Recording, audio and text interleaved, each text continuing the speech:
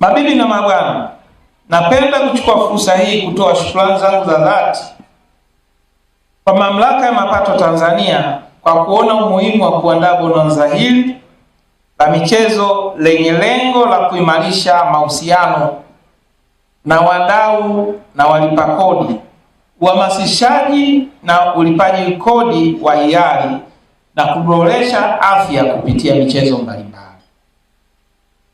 Naomba niwahakikishie kuwa ofisi ya mkuu wa mkoa inachukulia kwa uzito mkubwa sana tukio hili, kwa sababu ninyi ni wafanya biashara na wananchi kwa ujumla, kuendelea kutoa elimu ya kutosha kwa walipa kodi na wananchi kwa ujumla kuhusu faida na umuhimu wa kodi kwa maendeleo ya nchi na kuwezesha kwenye mazingira wezeshi ya kulipa kodi kwa hiari.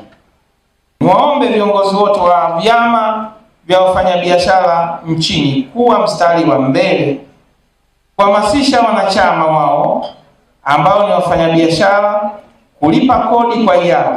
Tunakaa kwa pamoja kufanya michezo kwa sababu michezo ni afya. Kodi ni maendeleo, michezo ni afya. Tuko hapa kwa ajili ya kushirikiana nao, kuwaonyesha kwamba sisi tunawajali kama binadamu wenzetu, lakini pia tunawajali kama ndugu zetu walipa kodi, na tunashirikiana nao hata katika shughuli za kijamii.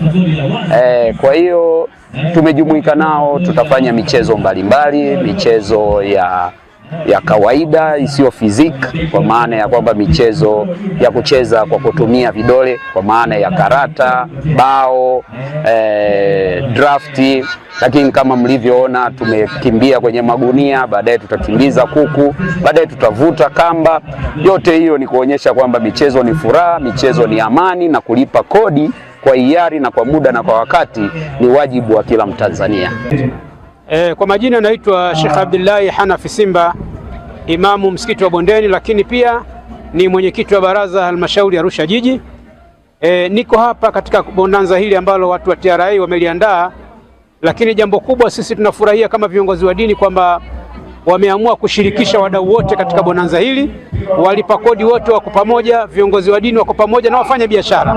Hili ni jambo linaloonyesha kwamba TRA iko kwa ajili ya kuunganisha watu, si wa kuwagawa. Lakini kubwa zaidi, hivi sasa tunashuhudia pana bonanza la michezo, watu wanacheza mpira. Mpira ni ajira, vijana wengi watapata ajira kupitia hili, na kwa bahati nzuri mkuu wa wilaya amegusia kwamba wanawaomba TRA wawezeshe vijana wa bodaboda na wa machinga wawezi kuwa na timu zao.